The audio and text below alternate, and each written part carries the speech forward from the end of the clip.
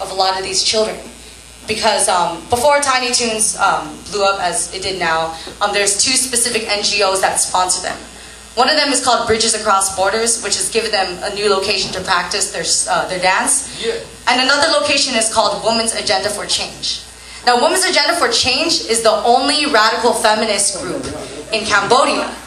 And what they do, some of the things that they do is, it's an NGO that was started by sex workers for sex workers. So visiting this NGO, you know, KK and his crew, Tiny Toones, used Women's Agenda for Change to teach breakdancing as well as English and Cambodian and their HIV and AIDS awareness, you know, before they got their space of their own. So being here, I got to hang out with the sex workers, and I learned a lot about them. And so the children who came to this center to learn English, Cambodian, and breakdancing are children of a lot of these sex workers. You know, and so this is a piece for them. And here it goes.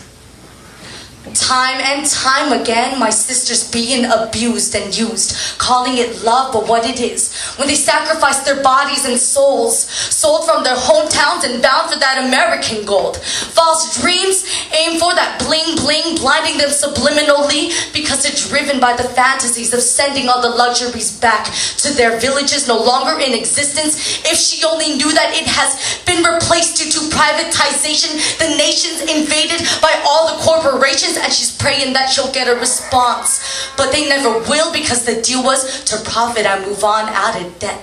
So instead she continues to let her body be a tool, no regrets, she says, because she's paying her dues. Though the men have no respect, even when she wants protection, they still make her spread her legs. But she pretends that they're wings, hoping that they'll bring it to the heavens. So weak, her wish it is soon to be granted, because in not so long she'll be blessed with that HIV virus. She's not promiscuous, a whore, or a slut. We need to understand that all women need love. Sex work is work. What does it take to belong to a working class society? Help our women be strong. Yes, help our women be strong. Help our women be strong. And a lot of these women have children that, well, pretty much no time to watch the little baby grow up, finding comfort in the streets as he competes with these people who keep stealing because they can't afford to eat.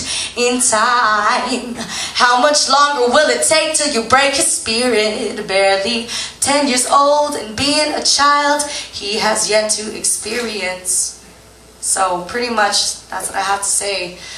These children don't have time to experience being the children.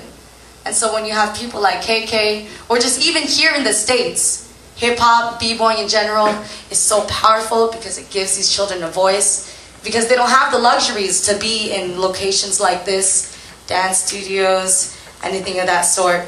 So breakdancing is so powerful because you're breaking through the concrete, you know, this place that you were forced to be on, the streets, and it's giving them a voice. So anywhere, Cambodia, Uganda, here in the States, that's why it's so powerful. And just know that, you know, like, a lot of it has to do because the parents don't have time to pass on cultural values, such as Cambodia, the Khmer Rouge, 90% of the culture had been lost. So, you know, that's where hip-hop comes along, to rebuild your own culture. So thank you for coming out to the event, and a lot of the b-boys who are out here tonight, I'm sure, can relate to what I say.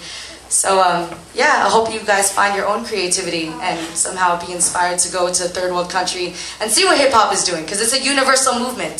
So that's what I have to say. Thank you.